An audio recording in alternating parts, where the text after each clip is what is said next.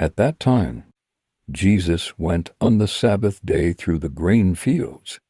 His disciples were hungry and began to pluck heads of grain and to eat. But the Pharisees, when they saw it, said to him, "Behold, your disciples do what is not lawful to do on the Sabbath." But he said to them, "Haven't you read what David did when he was hungry, and those who were with him, how he entered into God's house and ate the showbread, which was not lawful for him to eat, nor for those who were with him, but only for the priests? Or have you not read in the law that on the Sabbath day the priests in the temple profane the Sabbath and are guiltless? But I tell you that one greater than the temple is here. But if you had known what this means, 'I desire mercy and not sacrifice,' you wouldn't have condemned the guiltless. For the Son of Man is Lord of the Sabbath." He departed from there and went into their synagogue. And behold, there was a man with a withered hand. They asked him,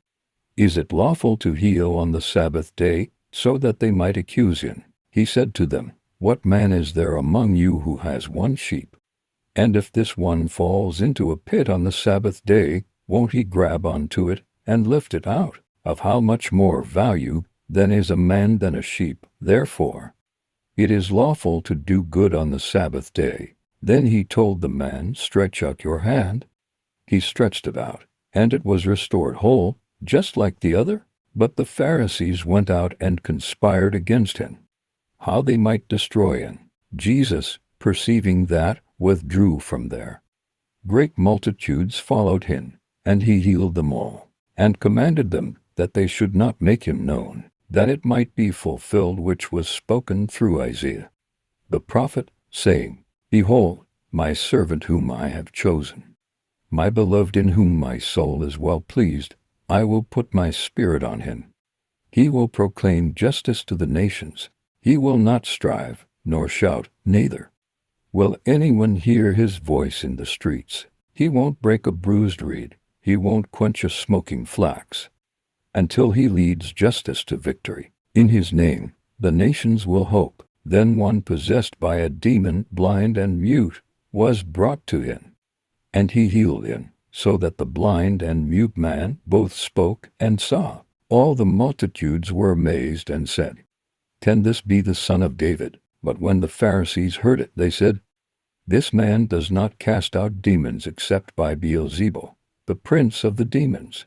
Knowing their thoughts, Jesus said to them, "Every kingdom divided against itself is brought to desolation, and every city or house divided against itself will not stand. If Satan casts out Satan, he is divided against himself.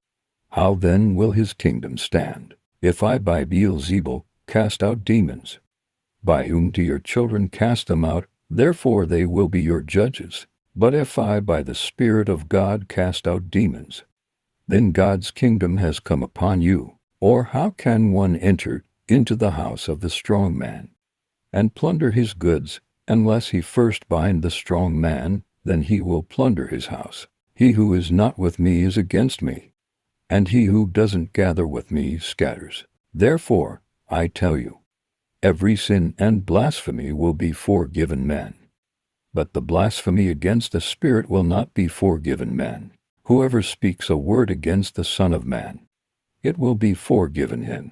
But whoever speaks against the Holy Spirit, it will not be forgiven him, either in this age or in that which is to come. Either make the tree good, and its fruit good, or make the tree corrupt, and its fruit corrupt, for the tree is known by its fruit. You offspring of vipers, how can you, being evil, speak good things? For out of the abundance of the heart the mouth speaks.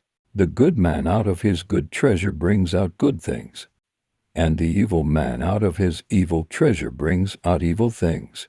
I tell you that every idle word that men speak, they will give account of it in the day of judgment. For by your words you will be justified, and by your words you will be condemned. Then certain of the scribes and Pharisees answered, "Teacher, we want to see a sign from you."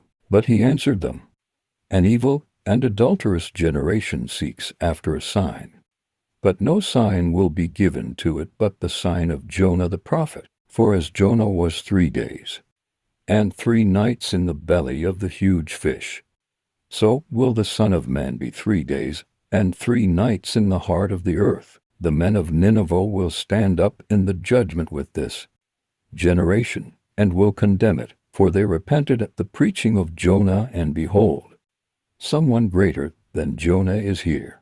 The queen of the south will rise up in the judgment with this generation, and will condemn it, for she came from the ends of the earth to hear the wisdom of Solomon, and behold, someone greater than Solomon is here.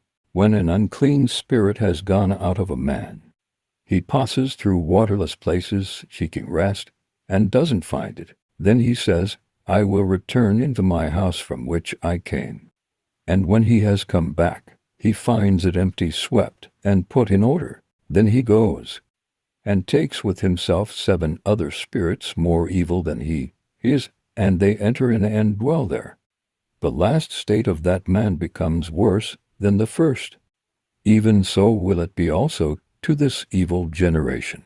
While he was yet speaking to the multitudes, behold, his mother and his brothers stood outside, seeking to speak to him. One said to him, Behold, your mother and your brothers stand outside, seeking to speak to you. But he answered him who spoke to him, Who is my mother?